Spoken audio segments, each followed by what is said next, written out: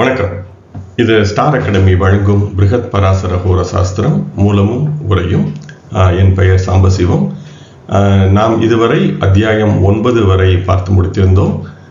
இந்த பதிவிலிருந்து அத்தியாயம் 10, ஒரு குழந்தை பிறக்கின்ற சூழ்நிலை எப்படி இருக்கும் என்பது பற்றிய விளக்கங்கள் என்ற வகையில் பராசரர் இந்த 10ஆம் அத்தியாயத்தில் அந்த பிரசவ அறை அல்லது லேபர் ரூம் என்பது பற்றிய கருத்துக்களை அல்லது அது பற்றி எந்த விதமான சூழ்நிலை இருக்கும் என்பது பற்றிய கருத்துக்களை இந்த 10ஆம் அத்தியாயத்தில் சொல்கிறார். இந்த 10ஆம் அத்தியாயம் சற்றே நீண்ட ஒரு அத்தியாயம் என்பதால் இதை ஒரு 4 பதிவுகளாக செய்யலாம் என்று கருதி அந்த 10ஆம் அத்தியாயத்தின் முதல் பகுதியை இந்த பதிவில் பார்க்க இருக்கிறோம். அதே போல அந்த கால சூழ்நிலையில் ஒரு லேபர் ரூம் அல்லது குழந்தை பிறக்கின்ற பிரசவ அறை என்பது எந்த விதமான ஒரு சூழ்நிலையில் இருக்கும் என்பது பெரும்பாலும் நம்மால் கற்பனை செய்து கூட பார்க்க முடியாத ஒரு நிலையில் கூட இருக்கலாம். அல்லது பெரும்பாலான குழந்தைகள் மருத்துவமனை என்ற ஒரு அமைப்பில் இல்லாமல் வீட்டிலேயே ஒரு குறிப்பிட்ட அறையில் பிறக்கின்ற ஒரு வாய்ப்பும் இருக்கிறது.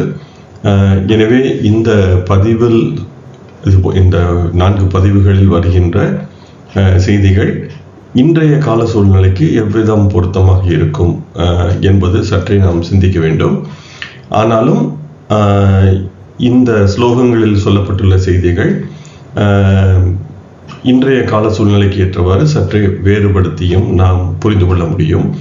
அல்லது உங்களிடம் ஏதேனும் குழந்தைகள் ஜாதகம் இருக்கிறது என்றால், அல்லது அந்த குழந்தை பிறந்த சூழ்நிலை பற்றிய செய்திகள் உங்களிடம் இருக்கின்றன என்றால், இந்த விதிகளையும் பயன்படுத்தி பார்த்து இந்த விதிகள் சரியாக இருக்கிறதா இல்லையா என்பதையும் நாம் தேடி பார்க்க முடியும்.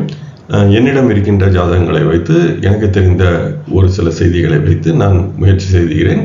ஆனாலும் அது ஒரு குறுகிய ஒரு சில ஜாதகங்கள் என்ற வகையிலேயே இருப்பதால் உங்கள் அனைவரின் ஒத்துழைப்புடன் நாம் இந்த விதிகள் சரியாக செயல்படுகிறதா இல்லையா என்பதையும் நாம் தேடி பார்க்க முடியும். வாருங்கள், நாம் இந்த பதிவிற்குள் செல்வோம். 10ஆம் அத்தியாயத்தின் முதல் 2 ஸ்லோகங்களை இந்த பக்கத்தில் பார்ப்போம். பராசர உவாச்ச அதாஹம் சூத்திகாத்யாயம் வக்ஷ்யாமி ஸ்ருணு சுப்ரத புரா பிரசங்கவசதோ பிராஹ்மணோ கதிதம் யதா யந்த்ரைஹி ஸ்பஷ்டதரோ வேத்யோ ஜன்மகாலஸ்ததா புனக சாத்யாக ஸ்பஷ்டகா சைவம் லக்னம் சாத்தியம் யதோதிதம் என்பதாக இந்த ஸ்லோகம் சொல்கிறது.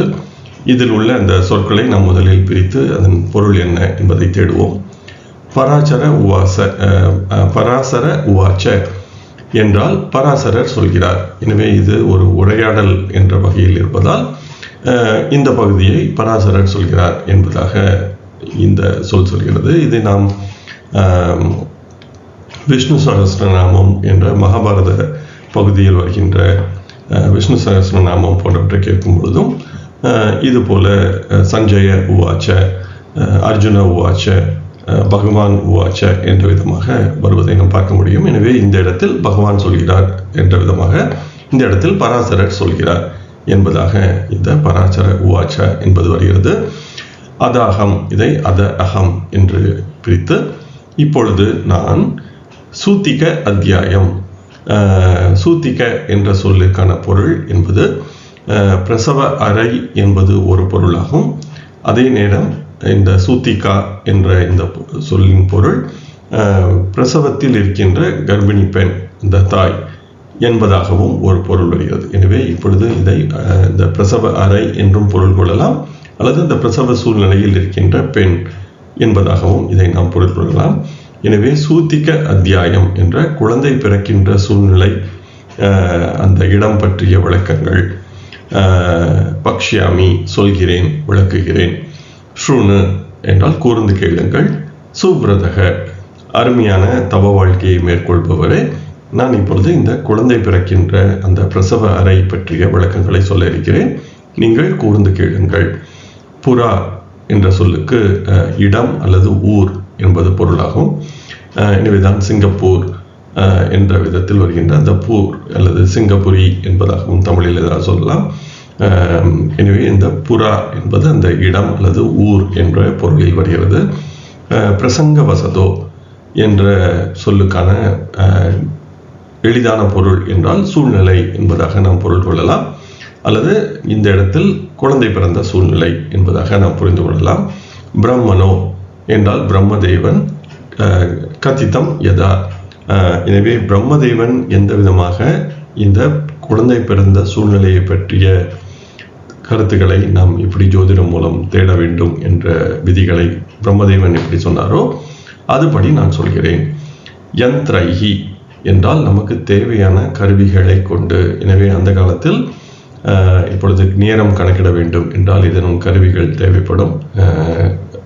மணல் கடிகாரம் அல்லது நீர் கடிகாரம் என்ற விதமாக ஏதேனும் ஒரு கடிகாரமோ அல்லது வானத்தை உற்று நோக்கி சரியாக எந்த விதமான நட்சத்திரம் அல்லது ராசி மண்டல புள்ளி உதிக்கிறது போன்றவற்றை எல்லாம் கணக்கிடுவதற்கு எந்தெந்த உபகரணங்கள் கருவிகள் தேவையோ அந்த யந்திரம் என்று சொல்லப்படுகின்ற உபகரணங்களை எடுத்துக்கொண்டு ஸ்பஷ்டதரோ என்றால் துல்லியமாக, வேத்யோ வேத்ய என்ற சொல்லுக்கு அறிந்து கொள்ளுதல், கணக்கிட்டுக் கொள்ளுதல் என்பதாக பொருள் வரும். ஜன்ம காலஸ்ததா பிறந்த நேரம் முதலான, இந்த ததா என்ற சொல்லுக்கு முதலான என்பதான பொருள் வரும். எனவே பிறந்த நேரம் போன்றவற்றை என்பதாக நாம் புரிந்து கொள்ளலாம். புனக மீண்டும், சாத்தியா கணக்கிட்டுக் கொள்ளுதல். எனவே ஒரு முறைக்கு இருமுறை சரியாக பிறந்த காலம் முதலானவற்றை மிகவும் துல்லியமாக சாத்தியா என்ற கணக்கிட்டுக் கொள்ளுங்கள். ஸ்பஷ்ட துல்லியமாக.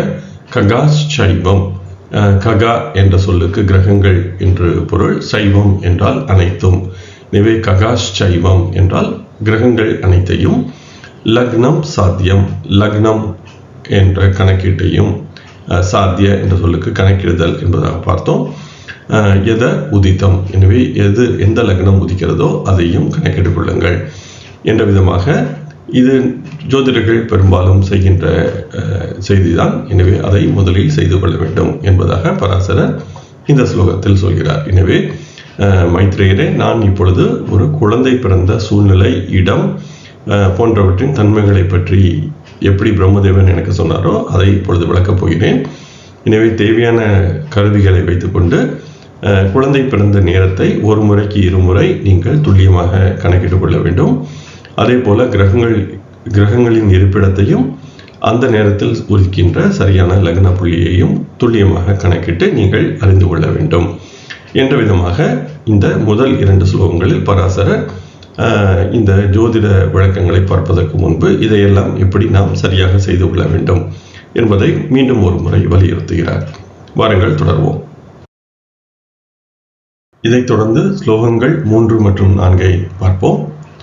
லக்ன துவாதச பாவேஷு கிரஹாஹ ஸ்தாப்யா திவாஜனோ சூரியோ ராத்ரௌ சூரியபுத்ரோ ஜனகோ பரிகீர்த்திதோ ததைவ சிதா சந்திரௌ து விஞ்ஞேயோ மாத்ரு சம்இதௌ தயோர் மத்யே பலி யஹ ஸ்தாத் தஸ்ய கேஹே ஜனிர் பவேத் என்பதாக இந்த ஸ்லோகத்தில் பராசரர் விளக்குகிறார். இந்த ஸ்லோகம் என்பதும் மிகவும் முக்கியமான ஒரு சில செய்திகளை நமக்கு சொல்கிறது. வாருங்கள் அந்த செய்திகள் என்ன என்பதை பார்ப்போம். முதலில் இதில் வருகின்ற அந்த சொற்களை நாம் பிரித்து பொருளை தேடுவோம். லக்ன என்றால் லக்னம் முதல், துவாதச பாவேஷு 12 பாவங்களில், துவாதச என்ற சொல்லுக்கு துவா என்றால் 2, தச என்றால் 10, எனவே 12 பாவங்களில். கிரஹாஹா ஸ்தாப்யா, நாம் கிரகங்களை முதலில் நிறுவிக் கொள்ள வேண்டும். எனவே முதலில் சென்ற ஸ்லோகத்தில் கிரகங்கள் இருப்பிடத்தை ராசி மண்டலத்தில் கணக்கிட்டுக் கொள்ள சொன்னார். அதனை அடுத்து இந்த இடத்தில் 12 பாவங்களில் கிரகங்கள் எந்தெந்த இடத்தில் இருக்கிறது என்பதையும் நிறுவிக்கொள்ள வேண்டும். எனவே இதிலிருந்து தெளிவாக ராசிகள் தான் பாவங்கள் என்பதை பராசரர் ஏற்றுக்கொள்ளவில்லை என்பதை, எனவே நான் பலமுறை பல பதிவுகளில் சொன்னது போல நாம் நேரடியாக இப்பொழுது மேஷம் என்பது லக்னமாக வந்தால், இப்பொழுது ரிஷபத்தில் எந்த இடத்தில் எந்த இடத்திலும் ஒரு கிரகம் இருந்தால் அது 2ஆம் பாவத்தில் இருக்கிறது என்பதாக நாம் கணக்கிட்டுக் கொள்கிறோம்.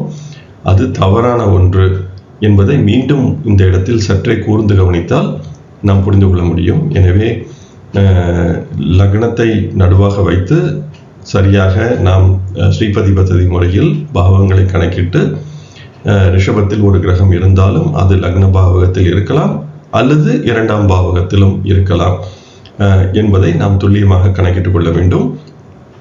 எனவேதான் இந்த இடத்தில் சென்ற ஸ்லோகத்தில் பராசரர் கிரகங்களின் இருப்பிடத்தை நீங்கள் ராசி மண்டலத்தில் கணக்கிட்டுக் கொள்ள வேண்டும் என்று சொன்னவர் இந்த இடத்தில் மீண்டும் கிரகங்களை 12 பாவகங்களில் நீங்கள் நிறுவிக்கொள்ள வேண்டும் அல்லது எந்தெந்த பாவங்கள் இருக்கிறது என்பதை கணக்கிட்டுக் கொள்ள வேண்டும் என்பதையும் மீண்டும் ஒரு முறை வலியுறுத்துகிறார். எனவேதான் இந்த வரிகள் என்பதை நாம் சற்றே கூர்ந்து கவனித்தால் பராசரர் எந்த விதமாக நம்மை கணக்கீடுகள் செய்ய சொல்கிறார் என்பதை நாம் புரிந்து கொள்ள முடியும். அடுத்து திவாஜனோ என்றால், திவா என்றால் பகல் என்பதை குறிக்கிறது. ஜன என்ற சொல்லுக்கு பிறத்தல் அல்லது ஜ என்ற சொல் எங்கெல்லாம் வருகிறதோ அதெல்லாம் ஏதேனும் ஒரு வகையில் பிறப்பு என்பதை சொல்கிறது அல்லது பிறப்புடன் தொடர்புடைய ஒரு சொல்லாக இருக்கிறது என்பதை நாம் இந்த பிருகத் பராசர ஹோராசாஸ்திர விளக்கங்களில் பலமுறை பார்த்திருக்கிறோம். எனவே இந்த இடத்தில் திவாஜனோ என்றால் அந்த குழந்தை பகலில் பிறந்ததாக இருந்தால், சூரிய உதயத்திலிருந்து சூரியன் மறைவிற்கு இடைப்பட்ட அந்த நேரத்தில் பிறந்ததாக இருந்தால் சூரியனை நாம் கணக்கில் கொள்ள வேண்டும். ராத்ரவ் ஒருவேளை அது இரவில் பிறந்த குழந்தையாக இருந்தால் சூரிய புத்ரோ சூரியனின் பிள்ளையான சனியை ஜனக என்ற அந்த சொல்லுக்கான பொருள் என்றால் அப்பா என்பது பொருளாகும். எனவே ஜனக என்ற அந்த சொல்லின் பொருள் நேரடியாக அப்பா, குழந்தையின் அப்பா என்பதாக பொருள். பரிகீர்த்திதாவ் என்றால் கருதப்படுகிறது, சொல்லப்படுகிறது. ததேவ தத ஏவ அதுபோல. சிதா என்ற அந்த சொல்லுக்கு சுக்ரன் என்பது பொருள். எனவே சிதா என்ற சொல்லுக்காக வெள்ளி என்பது பொருள். எனவே வெள்ளி என்பது நேரடியாக சுக்கிரனுக்கும் நாம் சொல்கின்ற பொருள். எனவே சிதா என்றால் சுக்கிரன். சந்திரவுத்து சந்திரன், இந்த இரண்டையும் வைத்து விஞ்ஞேயவ் நாம் புரிந்து கொள்ள வேண்டும். மாத்ரு குழந்தையின் அம்மா. சம்கிதாவ் எது அம்மா என்று நாம் இங்கு தேட வேண்டும். எனவே பகலில் ஒரு குழந்தை பிறந்திருந்தால் அது அந்த குழந்தைக்கு சுக்கிரன் என்பது அம்மாவிற்கான காரகமாக இருக்கிறது. இரவில் பிறந்திருந்தால் சந்திரன் அம்மாவிற்கான காரகமாக இருக்கிறது. எனவே இந்த பகல் இரவு நேரங்களில் எது குழந்தைக்கான அல்லது அம்மா அப்பாவிற்கான காரகம் என்பதை நாம் இங்கு நினைவில் கொள்ள வேண்டியது. எனவே பொதுவாக சூரியன் மற்றும் சந்திரன் அப்பா மற்றும் அம்மாவிற்கான காரகம் என்பதாக நாம் பொதுவாக கருதுகிறோம். ஆனால் பராசரர் இந்த இடத்தில் பகலில் பிறந்திருந்தால் சூரியன் காரகன், அதே நேரம் பகலில் அம்மாவிற்கு சுக்கிரன் காரகனாகும். இரவில் பிறந்திருந்தால் சனி அப்பாவிற்கும் சந்திரன் அம்மாவிற்கும் காரகத்துவம் வைக்கிறது என்பதையும் இந்த இடத்தில் பராசரர் மிகவும் தெளிவாக விளக்குகிறார். அதைத் தொடர்ந்து தயோர் மத்தியே, அதாவது சுக்கிரன் மற்றும் சந்திரன் இவர்களுக்கு இடையே, அதே போல சூரியன் மற்றும் சனிக்கு இடையே பலி யக எது பலம் வாய்ந்தது என்று பார்த்து சியாத் தஸ்ய, சியாத் என்ற சொல்லுக்கு ஒருவேளை என்றும் ஒரு பொருள் இருக்கிறது. அதே நேரம் நிச்சயமாக என்பதும் ஒரு பொருளாக இருக்கிறது. தஸ்ய எனவே அதன், கேஹே அதன் வீட்டில், ஜனீர் பவேத் பிறந்த இடம் ஆகிறது.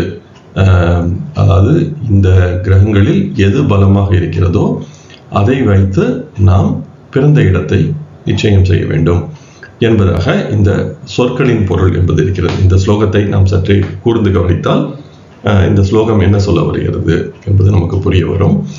எனவே குழந்தை என்பது அப்பாவின் வீட்டிலும் பிறக்கலாம் அல்லது அம்மாவின் வீட்டிலும் பிறக்கலாம். எனவே ஒரு சில காலம் முன்பு வரை பொதுவாக குழந்தை பிறப்பிற்காக பெண் அம்மா வீட்டுக்கு செல்வது என்பது பரவலாக தமிழ்நாட்டில் ஒரு வழக்கமாக இருந்தாலும் பெரும்பாலான நேரத்தில் குழந்தை என்பது அம்மா வீட்டிலும் பிறக்கலாம், அல்லது அம்மா பிறந்த வீட்டிலும் பிறக்கலாம், அல்லது அப்பா பிறந்த வீட்டிலும் பிறக்கலாம் என்பது பல இடங்களில் உலக வழக்கமாக இருக்கிறது. எனவே பராசரர் இந்த ஸ்லோகத்தில் அதாவது அப்பாவின் வீட்டில் பிறக்குமா அல்லது அம்மாவின் வீட்டில் குழந்தை பிறக்குமா என்பதை கண்டறிவதற்காக இந்த ஸ்லோகங்களில் விளக்கங்கள் சொல்கிறார். எனவே முதலில் நாம் அப்பாவை குறிக்கின்ற கிரகம் எது, அம்மாவை குறிக்கின்ற கிரகம் எது என்பதை கண்டறிய வேண்டும். எனவே இப்பொழுது அப்பாவை குறிக்கின்ற கிரகம் என்றால் பகலில் சூரியனாகும், இரவில் சனியாகும். அம்மாவை குறிக்கின்ற கிரகம் பகலில் சுக்கிரனாகும், இரவில் சந்திரனாகும். எனவே முதலில் நாம் அப்பாவை குறிக்கின்ற கிரகம் எது, அம்மாவை குறிக்கின்ற கிரகம் எது என்பதை நாம் முதலில் கண்டறிய வேண்டும். எனவே இப்பொழுது ஒரு குழந்தை பகலில் பிறந்திருக்கிறது என்றால் அப்பாவை குறிப்பது சூரியன், அம்மாவை குறிப்பது சுக்கிரன். அதே போல இரவில் பிறந்திருக்கிறது என்றால் சனி மற்றும் சந்திரன் என்று உறுதி செய்து கொண்டு இந்த அப்பாவை குறிக்கின்ற மற்றும் அம்மாவை குறிக்கின்ற கிரகங்களில் எது பலம் வாய்ந்தது என்று பார்க்க வேண்டும். எனவே பகலில் பிறந்திருந்தால் சூரியன் பலமாக இருக்கிறதா அல்லது சுக்கிரன் பலமாக இருக்கிறதா என்று பார்க்க வேண்டும். இரவில் பிறந்திருந்தால் சனி பலமாக இருக்கிறதா அல்லது சந்திரன் பலமாக இருக்கிறதா என்பதை பார்க்க வேண்டும். அதை பார்த்து புரிந்து கொண்ட பிறகு எது பலமாக இருக்கிறதோ அந்த அப்பாவின் வீட்டிலோ அல்லது அம்மாவின் வீட்டிலோ குழந்தை பிறந்திருக்கிறது அல்லது குழந்தை பிறக்கின்ற இடமாக இருக்கிறது என்பதை உறுதி செய்ய வேண்டும். எனவே இப்பொழுது பகலில் பிறந்திருக்கிறது என்றால் சூரியன் பலமாக இருந்தால் அப்பா வீட்டில் குழந்தை பிறக்கும், சுக்கிரன் பலமாக இருந்தால் அம்மா வீட்டில் பிறக்கும். இரவில் பிறந்திருந்தால் சனி பலமாக இருந்தால் அப்பா வீட்டில் பிறக்கும், சந்திரன் பலமாக இருந்தால் அம்மா வீட்டில் பிறக்கும் என்பதாக இந்த ஸ்லோகம் பற்றிய விளக்கங்கள் இருக்கிறது. இதன் மூலம் ஒரு குழந்தை அம்மா வீட்டில் பிறக்குமா அல்லது அப்பா வீட்டில் பிறக்குமா என்பதை நாம் கண்டறிய முடியும். இந்த ஸ்லோகத்தில் மிகவும் முக்கியமானது அப்பா அம்மாவை குறிக்கின்ற காரக கிரகங்களை எப்படி உறுதி செய்து கொள்வது என்பது மிகவும் இன்றியமையாதது. இதைத் தொடர்ந்து ஸ்லோகம் 5 பராசரர் தொடர்கிறார். நீச்ச ராசி கதாக சௌமியா கிரக திருஷ்டி விவிர்ஜிதாக சந்திரோ யதி பவே லக்ன பதி ஜன்ம வினிர்திஷேத் என்பதாக இந்த ஸ்லோகம் சொல்கிறது. இதில் உள்ள இந்த சொற்களை நாம் முதலில் பிரித்து பார்ப்போம். நீச்ச ராசி கதாக என்றால் நீச்ச ராசியில் சென்றிருக்கும், கத அல்லது க என்ற அந்த சொல் போதல் என்பதை குறிக்கிறது. எனவே ஒரு நீச்ச ராசியில் சென்றிருக்கும். சௌமியா, இந்த சௌமியா என்ற இந்த சொல்லுக்கான பொருள் பொதுவாக சுபர்கள் என்பதாக பெரும்பாலானவர்கள் பொருள் எடுக்கிறார்கள். ஆனால் பராசரர் பல இடங்களில் சௌமிய என்ற இந்த சொல்லுக்கு புதன் என்பதை சௌமிய என்பதாக சொல்கிறார். எனவே இதை நாம் சுபர்கள் என்றும் பொருள் எடுக்கலாம் அல்லது புதன் என்பதாகவும் பொருள் எடுக்கலாம். நான் இந்த இடத்தில் புதன் என்பது சரியாக இருக்கும் என்பதாக நான் கருதுகிறேன்.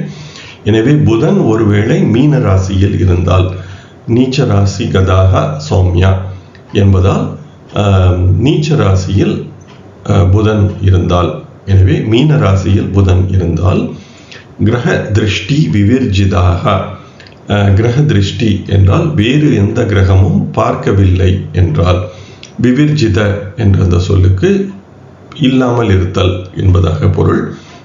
கிரக திருஷ்டி என்றால் கிரகங்களின் பார்வை இல்லாமல் இருந்தால், சந்திரோ சந்திரன் யதி ஒருவேளை பவே லக்ன லக்னத்தில் இருந்தால், எனவே நீச்ச ராசியில் புதன் இருக்க வேண்டும் அல்லது நீங்கள் சுபர்கள் என்பதாக பொருள் எடுத்தாலும் சரிதான், ஆனால் புதன் என்பது சரியாக இருக்கும் என்பது என்னுடைய கருத்து. சந்திரன் ஒருவேளை லக்னத்தில் இருந்தால் பதி ஜன்ம, பதி பாத் என்பது வழியை குறிக்கிறது, போகின்ற வழி என்பதாக பொருள் வருகிறது. வழியிலேயே பிறப்பு, ஜன்ம, அதாவது அப்பா வீட்டிலும் இல்லாமல் அம்மா வீட்டிலும் இல்லாமல் போகின்ற வழியிலேயே பிறப்பு வினிர்திஷேத் சொல்லப்பட வேண்டும். எனவே இந்த ஸ்லோகத்தில் பராசரர் ஒருவேளை புதன் நீச்ச ராசியில் சென்றிருந்து அதை வேறு எந்த ஒரு கிரகமும் பார்க்காமல் இருக்க வேண்டும், அதே போல சந்திரன் லக்னத்தில் இருக்க வேண்டும். எனவே இந்த இரண்டு நிபந்தனைகள், நீச்சராசியில் இருக்கின்ற புதனை வேறு எந்த கிரகமும் பார்க்கக்கூடாது, அதே போல சந்திரனும் லக்னத்தில் இருக்க வேண்டும். அப்படி இருந்தால் அந்த குழந்தையின் பிறப்பு என்பது ஒரு வீட்டில் இல்லாமல் போகின்ற வழியிலேயே நடந்துவிடும் என்பதாக சொல்லப்பட வேண்டும். எனவே சந்திரன் என்பது இங்கு வழி என்பதை குறிக்கிறது. புதன் ஏன் நீச்ச ராசியில் சென்றிருந்தால் இது போன்று வீட்டில் இல்லாமல் வழி என்பதை சொல்கிறார் என்பதும் நாம் தேட வேண்டிய ஒன்று. எனக்கு தெரிந்தவரை இதற்கான காரணம் என்ன என்பதை நான் தேடி பார்த்தேன், சிந்தித்து பார்த்தேன். எனக்கு இன்னும் அது தெரியவில்லை. உங்கள் யாருக்கேனும் புரிந்தால் சொல்லுங்கள், நானும் புரிந்து கொள்ள உதவும். எனவே சந்திரன் லக்னத்தில் இருக்க வேண்டும். புதன் நீச்சராசியில் இருந்து வேறு எந்த கிரகமும் அதை பார்க்காமல் இருக்க வேண்டும். அப்படி இருந்தால் போகின்ற வழியிலேயே பிறப்பு இருக்கும் என்பதாக இந்த ஸ்லோகத்தில் பராசரர் சொல்கிறார். வாருங்கள் தொடர்வோம். இதனைத் தொடர்ந்து ஸ்லோகங்கள் 6 மற்றும் 7க்கான விளக்கங்களை பார்ப்போம். ச பலோ பௌம திருஷ்டல்ச ஸ்வக்ஷேத்ராதிஷு சம்ஸ்திதாக சூர்யோ யதா ததா ஞேயம் பகுதீபான் விதம் கிருஹம் ஜலபாம்சகதச்சந்திரஸ் சதுர்த்தே பவனே பவேத் யுக்தோ மந்தேனவா திருஷ்டோ அந்தகாரே ஜாயதே ஜனீஹி என்பதாக இந்த ஸ்லோகம் சொல்கிறது. எனவே இந்த சொற்களின் பொருளை நாம் முதலில் தேடி பார்ப்போம்.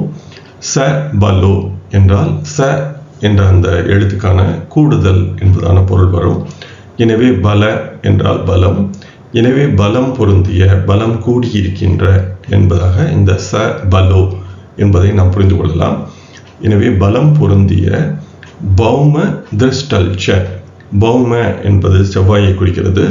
திருஷ்டல்ச என்பதை பார்வை பெறுகின்ற, எனவே செவ்வாயால் பார்க்கப்பட்டு ஸ்வக்ஷேத்ராதிஷு என்றால் ஸ்வக்ஷேத்ர என்றால் தன்னுடைய சொந்த ராசி என்பதாக பொருள் இருக்கும். எனவே தன்னுடைய சொந்த ராசியில் இருக்கின்ற, சம்ஸ்திதாக என்றால் இருக்கின்ற, சூரியோ சூரியன் யதா இருந்தால், எனவே பலம் பொருந்தி சூரியன் இருக்க வேண்டும். அதே நேரத்தில் அது செவ்வாயின் பார்வையையும் பெற்றிருக்க வேண்டும். அதே போல சூரியன் தன் சொந்த ராசியில் இருக்க வேண்டும். எனவே சிம்மத்தில் சூரியன் இருந்து அது பலம் பொருந்தி இருந்து, எனவே இந்த இடத்திலும் நாம் முக்கியமாக கருத வேண்டியது என்னவென்றால், சிம்மத்தில் சூரியன் இருந்தாலேயே பலம் என்பதாக பராசர் சொல்லவில்லை.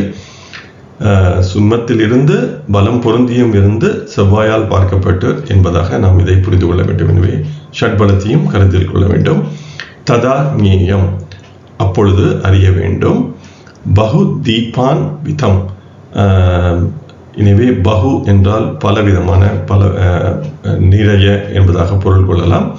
தீப என்றால் விளக்குகள். எனவே பல்வேறு விளக்குகளால் ஒளி பொருந்தி இருக்கின்ற கிரகம் அது வீடாக இருக்கும். எனவே குழந்தை பிறக்கும் பொழுது நிறைய விளக்குகள் எல்லாம் போட்டு மிக அதிகமான ஒளி பொருந்திய ஒரு வீடாக அது இருக்கும். ஜலபாம்சகத, எனவே ஜல என்றால் நீர் ராசி, நீர், பாம்ச என்றால் ராசி. எனவே ஜலபாம்ச என்றால் நீர் ராசி. நீர் ராசியில் சென்றிருக்கும் சந்திரன் என்பதாக இதை பொருள் கொள்ளலாம். இதை நாம் இந்த ஜல பாம்ச என்பதை அந்த பாம்ச என்ற சொல்லுக்கு ப அம்ச என்பதாக பொருள் பிரித்து நீர் நவாம்சத்தில், நீர் ராசியின் நவாம்சத்தில் சென்றிருந்தால் சந்திரன் என்பதாகவும் நாம் இங்கு பொருள் கொள்ளலாம்.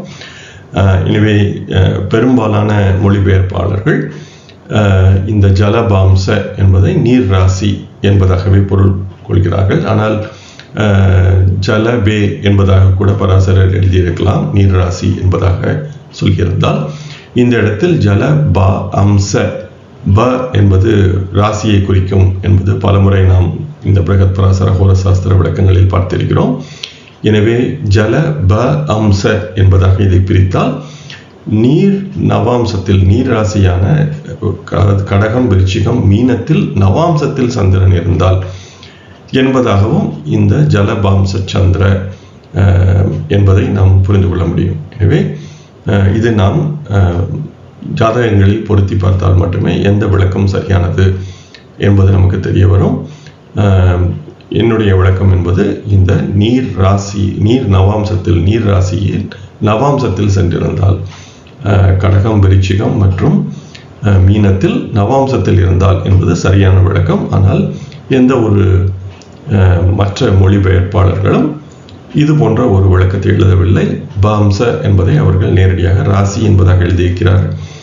என்னுடைய விளக்கப்படி அது நவாம்சம் என்பது சரியாக இருக்கும் என்பது என்னுடைய கருத்து. சதுர்த்தே பவனே பவேத், அதுவும் அந்த சந்திரன், அதாவது 4ஆம் ராசியில் சந்திரன் இருந்து அது நீர் ராசியாக இருத்தல் என்பது ஒரு பொருளாகும். அல்லது 4வது பாவத்தில் சந்திரன் இருந்து நவாம்சத்தில் அந்த சந்திரன் நீர் ராசியில் இருந்தால் என்பது இன்னொரு பொருளாக வரும். இந்த 2வது பொருள் சரியானது. எனவே 4வது பாவத்தில் சந்திரன் இருக்க வேண்டும், நவாம்சத்தில் அது நீர் ராசியில் இருக்க வேண்டும்.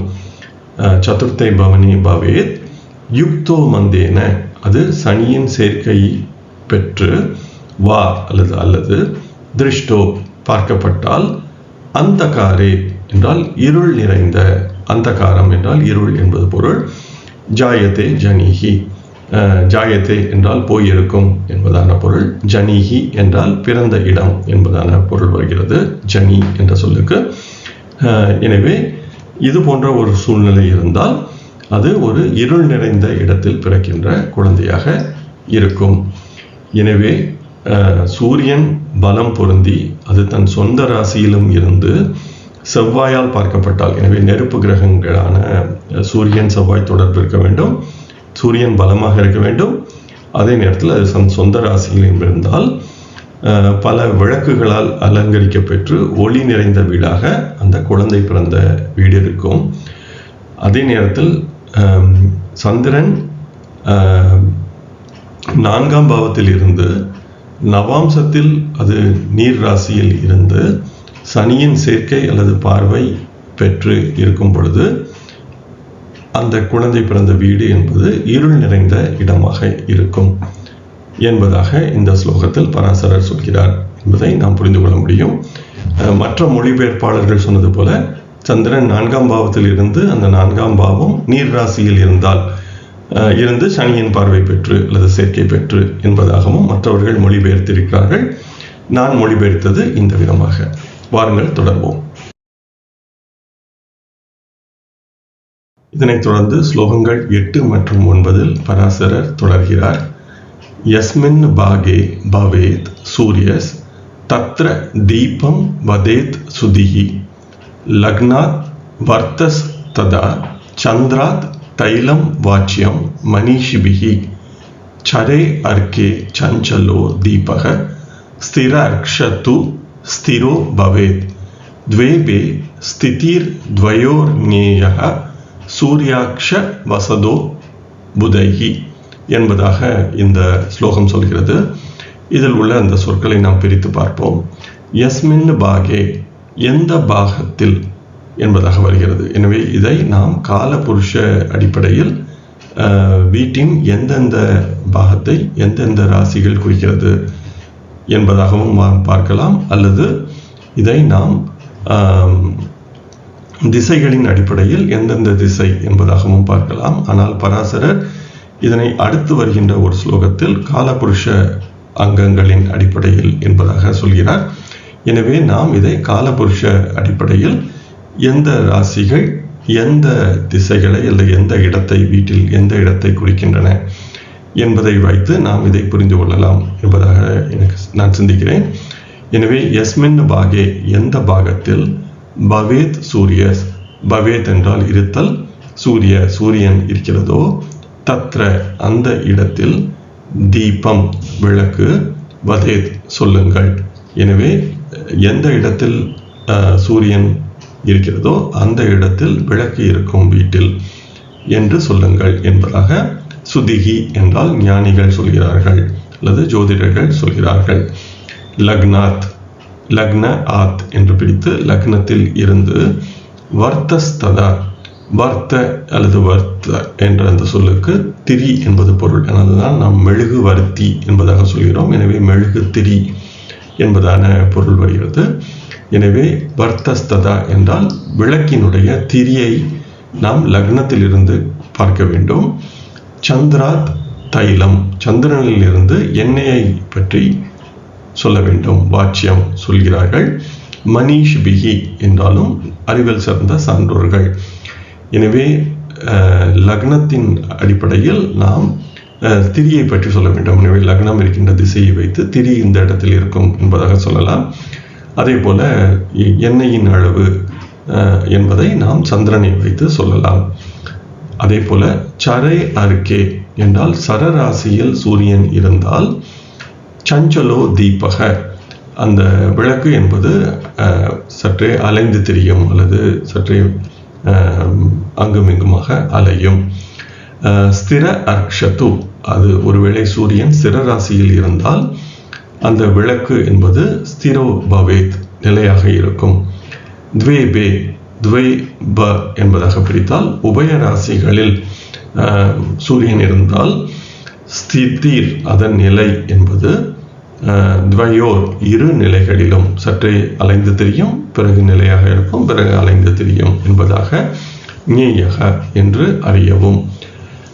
சூரிய அக்ஷ, எனவே சூரியன் இருக்கின்ற ராசி என்பது சரராசியில் இருந்தால் விளக்கு அங்குமிங்குமாக அலைக்கழியும். சூரியன் ஸ்திர ராசியில் இருந்தால் நிலையாக இருக்கும். சூரியன் உபய ராசியில் இருந்தால் அலைந்து திரிந்தும் நிலையாகவும் மாறி மாறி இருக்கும். வசதோ புதைஹி என்று சொல்கிறார்கள் அறிவார்ந்தவர்கள் என்பதாக இந்த ஸ்லோகத்தில் பராசரர் சொல்கிறார். எனவே சூரியன் எந்த இடத்தில் பாகத்தில் இருக்கிறதோ இதை காலபுருஷன் என்பதை வைத்தும் நாம் பார்க்கலாம். வீட்டின் அந்த இடத்தில் விளக்கு அல்லது ஒளி நிறைந்து இருக்கும் என்று ஞானிகள் சொல்கிறார்கள். அதே போல அந்த ஒரு குழந்தை பிறந்த அந்த லக்னத்தில் இருந்து விளக்கின் திரியின் தன்மையையும் எந்தெந்த திசையில் விளக்கின் திரி இருக்கும் என்பதையெல்லாம் வைத்தும் சந்திரனில் இருந்து அந்த எண்ணெயை பற்றி, விளக்கில் உள்ள எண்ணெயை பற்றியும் அறிவார்ந்த சான்றோர்கள் சொல்கிறார்கள். சூரியன் சரராசியில் இருந்தால் விளக்கின் ஒளி என்பது அங்குமிங்குமாக அலைக்கழியும், அல்லது இது யாரேனும் விளக்கை எடுத்துக்கொண்டும் அங்குமிங்குமாக போகலாம் என்பதாகவும் எனக்கு தோன்றுகிறது. அல்லது ஏதாவது எமர்ஜென்சி லைட் என்பதாக இதையும் எடுத்துக்கொண்டு அங்குமிங்குமாக அலைவதாகவும் இருக்கலாம். சூரியன் ஸ்திர ராசியில் இருந்தால் விளக்கு ஒளி என்பது நிலையாக இருக்கும். அதுவே உபயராசியில் இருந்தால் விளக்கின் நிலை என்பது இரண்டு நிலைகளிலும் இருக்கும் என்று சூரியன் இருக்கும் ராசியை வைத்து நாம் அறியலாம் என்பதாக பராசரர் இந்த ஸ்லோகத்தில் சொல்கிறார். இத்துடன் இந்த 10ஆம் அத்தியாயத்தின் முதல் பதிவு என்பது நிறைவு பெறுகிறது. நான் ஏற்கனவே முன்னுரையில் சொன்னது போல இதில் பல்வேறு செய்திகள் இன்றைய கால சூழ்நிலைக்கு பொருந்தி வருகிறதா இல்லையா என்பதை நாம் சற்று சிந்தித்து பார்க்க வேண்டும். எனவே இப்பொழுது விளக்கின் திரி என்பதை நாம் பெரும்பாலும் இப்பொழுது பிரசவ அறைகளில் பயன்படுத்துவது இல்லை. ஆனால் நான் ஏற்கனவே சொன்னது போல அந்த விளக்கின் நிலை என்பது கூட யாராவது இதே போல் எமர்ஜென்சி லைட் என்பதாக எடுத்து சென்று கொண்டிருக்கலாம், அல்லது ஏதாவது டியூப் லைட் போன்றவை இருந்தால், இப்போது உபயராசியில் இருந்தால் டியூப் லைட் போன்றவை சற்றே மங்கியும் சற்றே ஒளி பொருந்தியும் மாறி மாறி அமைகின்ற நிலை போன்றவை கூட வரலாம் என்பதையெல்லாம் நாம் சற்றே சிந்தித்து பார்த்தால் இந்த நிலைகள் பொருந்தி இருக்கிறதா இல்லையா என்பதை நாம் அறிய முடியும். எனவே இதை நாம் சற்றே சிந்தித்து நமக்கு ஏதேனும் தெரிந்த குழந்தைகள் ஏதேனும் பிறந்திருந்தால் அந்த சூழ்நிலையை ஒப்பிட்டு ஜாதகத்தில் உள்ள நிலையை சிந்தித்து அறிந்தால் மட்டுமே இந்த விதிகள் பொருந்தி வருகிறதா இல்லையா என்பதை நாம் பார்க்க முடியும். ஆனால் முக்கியமாக ஒரு சில செய்திகளை பராசரர் இந்த முதல் பகுதியில் சொல்லியிருந்தார். பகலில் குழந்தை பிறந்திருந்தால் சூரியன் என்பது அப்பாவை குறிக்கும், அதே நேரம் சுக்கிரன் என்பது அம்மாவை குறிக்கும்.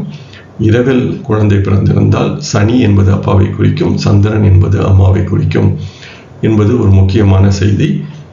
நாம் பொதுவாக சூரியன் சந்திரன் என்பது அப்பா அம்மாவை குறிக்கும் என்பதாக கருதுகிறோம்.